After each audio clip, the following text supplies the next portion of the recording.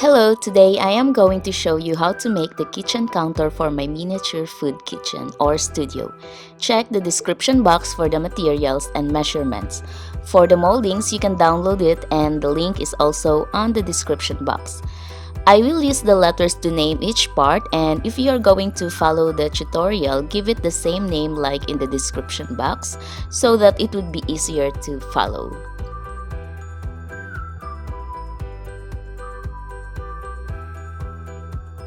To give you an idea, here's how the kitchen counterparts look like. First, let's make some markings on the craft wood A so that it would be easier for us to know where to glue the pieces. As you can see here, I have already marked my materials. So take wood A and mark one side and the other two sides 3 millimeters wide. These markings are actually the thickness of the craft wood, and marking the other part will make it easier to know where to place the pieces accurately. Now take the wood D or the doors and wood strip J. So here you only need one wood strip, and I just made an extra just in case I break or make mistakes on the first wood strip. And also it is helpful to align them together. So arrange the doors so that the first and the last doors are parallel to the edge of the wood strip, and mark each side of the door where you want to put your hinges.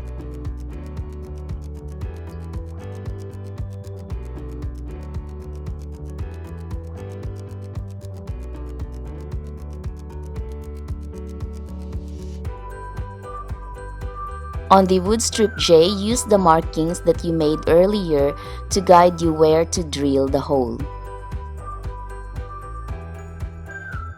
Then take your wood A or the top and glue the wood strips on it. Make sure that it is aligned with the markings you made.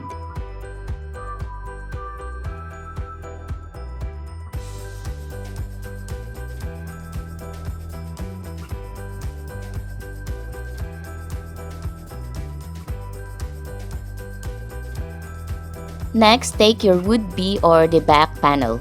So here I made markings on the back panel, and again to make it easier for me to know where to glue the pieces. So you can mark 3 millimeters on both sides and then 9 millimeters on the top. This is where the foot will be. And then I kind of just used the door to divide the panel, then added 3 millimeters gap from the door for the inner divider.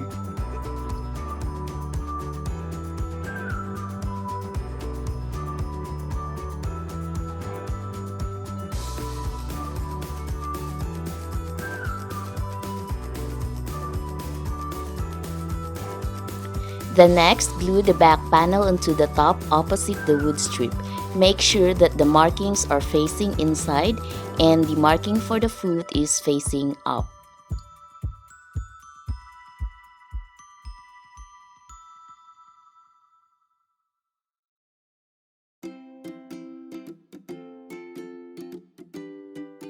Next, take one of the sides and glue it where the marking is. Make sure that the edges and the corners are touching each other. It doesn't matter which side you start.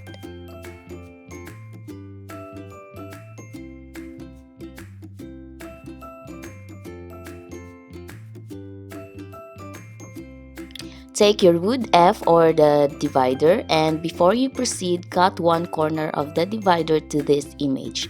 You have to measure the wood strip that is already glued on the top so that they will fit like a puzzle. Do this on both dividers. Before gluing the divider, I used a double-sided tape on the door so they will stand, and then secured it with a masking tape. This is a good way to know that the door will still fit after gluing the divider without putting it permanently. Then glue the divider in the right place and make sure that the corner or the cut corner part is fitting perfectly on the wood strip. You can sand it if it doesn't fit well. Then you can remove the doors afterwards. Take the back shelf cover and measure the depth of its placement. The depth should be the same measurement as the small shelves. Once you are satisfied with the placement, glue the back cover permanently. And then once you have glued the back shelf cover, glue the second divider or the wood F.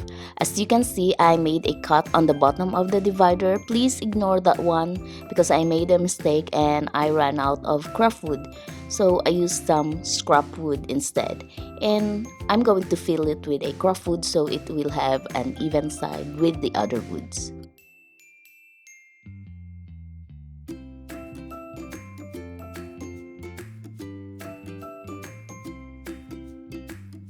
Next, glue the wood E or the second side.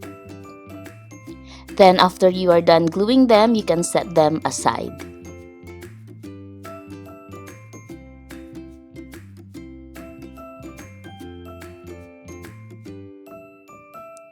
Next, take all the doors and add hinges on the top part only. For the hinges, I used a hemming pin. This is the simplest form to make your doors functional. But if you have the miniature hinges, feel free to use it. The measurements will still stay the same. Remember the lines you made earlier? That's where you are going to stick the hemming pin. Make sure that the wire is not too long and use a pliers or jewelry cutter to cut the excess wire. Do this to all doors and then set them aside. Before I proceeded completing the counter, I primed and painted everything first, except the top.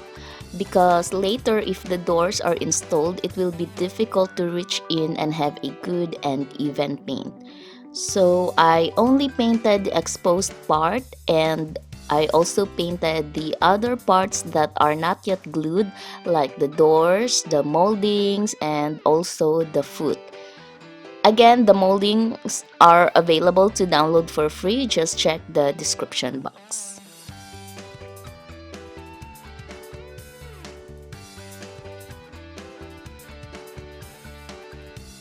So once the paint is dry, you can glue the moldings on the door.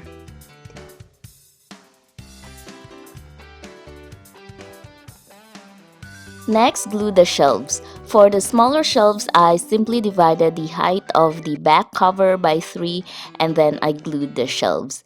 And for the bigger shelves, I just glue it in the center. But if you want to be accurate, you can also divide it by 2 and then glue it where it should be.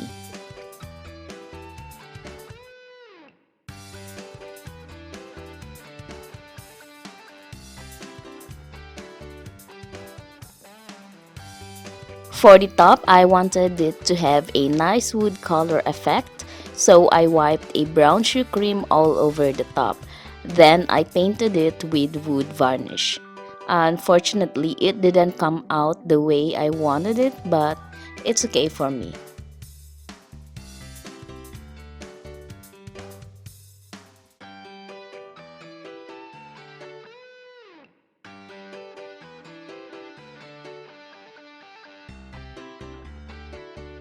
Once the top paint is dry, you can add the doors. Take all 4 doors and position it so that the upper hinges stick in the hole you made earlier, then secure it with a masking tape.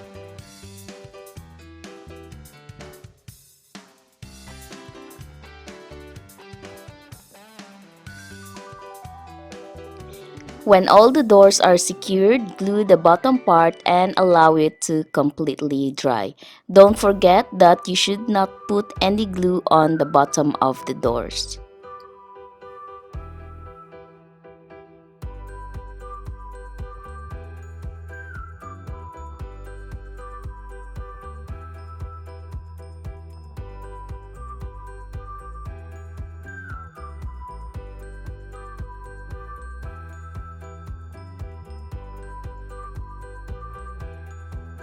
Next, stick the hemming pin or the hinges on the bottom part.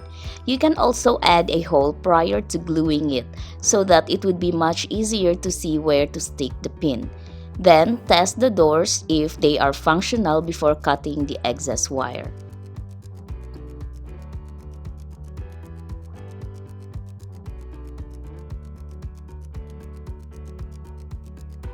And I just noticed that one door is not painted completely, so I wonder how I missed that one.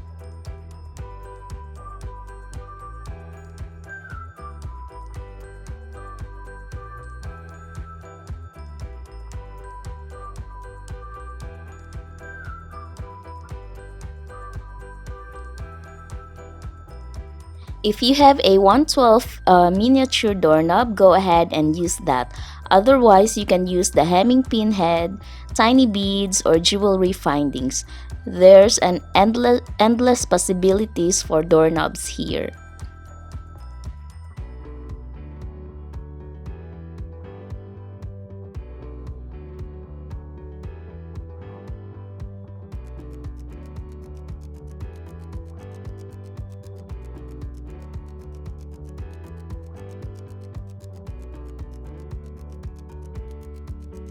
And lastly, glue the foot and make sure to check if it is the same height as the back.